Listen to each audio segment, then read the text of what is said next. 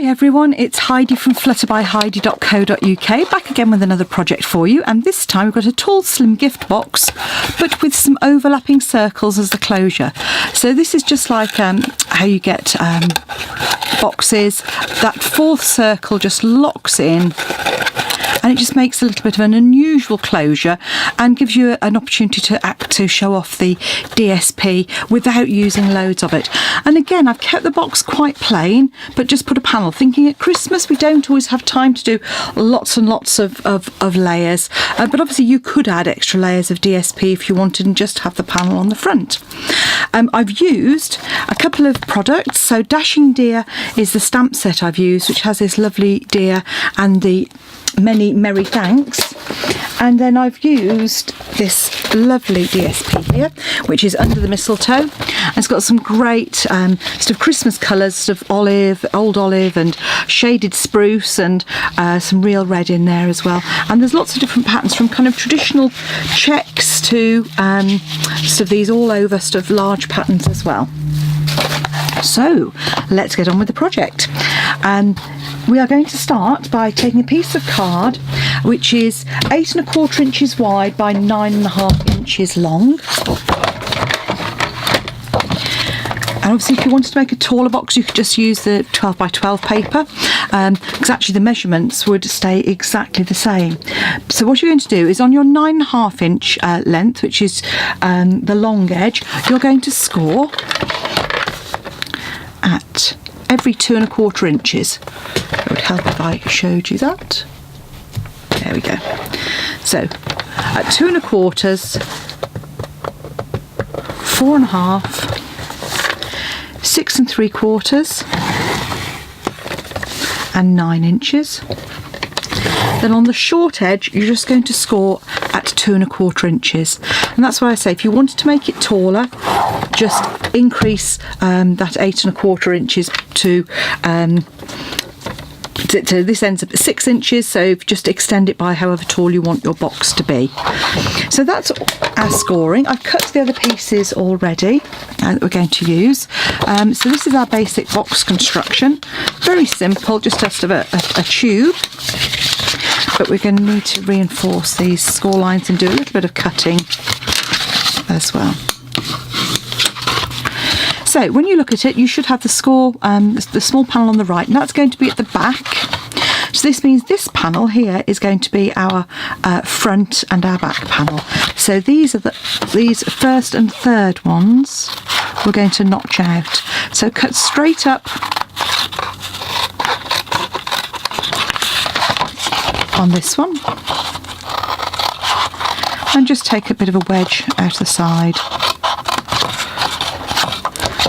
with this next one. So straight up and then a little bit of a wedge. If you don't do that, it doesn't matter. You can just fold them all in on each other. It can be just makes it a little bit bulky at times. Cut out a little notch at the side and the same on the end here. So that's your piece of card. So this, as I say, is going to be our front. So I've already cut a piece of early espresso, and this has been cut to 5 3/4 by 2 inches. So we can pop that on, and it's as well to put your panels on however much decoration you're going to do while it's still flat. So pop that in there, and this came about because I was looking at an old project I did, which is my cathedral box. So it's like a curved sides box, and then we've got a layer of DSP, and that's 5 1/2 by 1 3/4. And then we're going to stamp our narrow panel here, and for that I'm going to use my stamparatus to do the repeat stamping. So I've already put my piece of card, I've marked it. So what I do is on the stamparatus, when I mark, you can see I've got some little blue lines here on the grid paper, and I just put the magnets just over the top and bottom edge of that, like so. And then we're going to just use the hinge effect here. So I'm going to ink up my stamp and then just lift that up, move it down,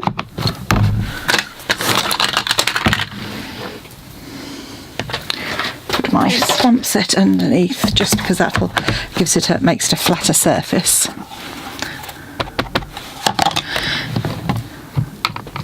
And what I would say is, if you use your grid paper to line that up to start off with, and then just put your card in.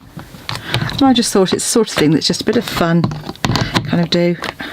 And I'm dreadful at getting things straight, so once I've got it on the stamp apparatus, it's like, yeah, go for it. So there we go. Keeping our magnets away, tuck that out to one side. I'll just put that away. And then next, we need to stamp our deer. So I'm using early espresso, and this is this lovely deer here. Comes in a pair, but I'm just using the single one. I'm just going to die cut that.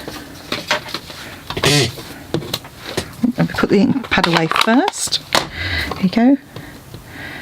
And it comes with some coordinating dies, which cut out these. So you can see here we've got, as well as the dies that go with each of these 3 deer here, we've got this beautiful leaping stag as well, some super little accents, and this is the die we used for those. So that's ready to add on. So all we need to do now is pop our stamp panel on while that's flat. So, and then pop a couple of dimensionals on the back here.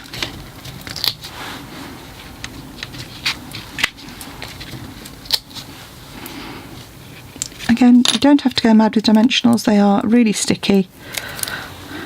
And I just popped him at the bottom there. Then on to create our circles for the top.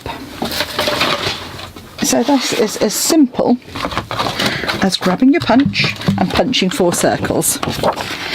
So all I'm going to do is punch those out of my DSP.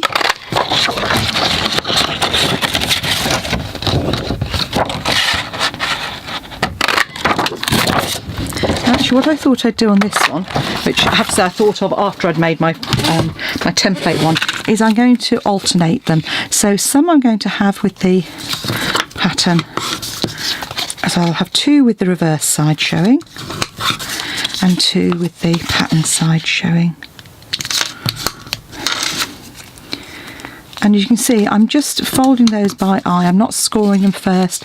It's DSP, so I'm just lining up the edge of the circle, then reinforcing with my bone folder. And then to add those on, have your paper out flat, add glue to 1/2 of the circles. That was my snail design to go. And then what I did was I lined it up against the edge and folded it in. So if I'm doing that one there, that's my next one, and next one. So line them up to start off with, so you know which one you're doing. So again, with the glue side up, line it up.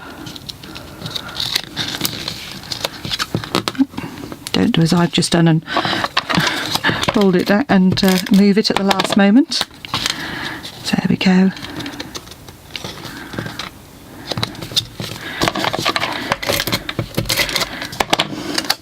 And the last one coming in here.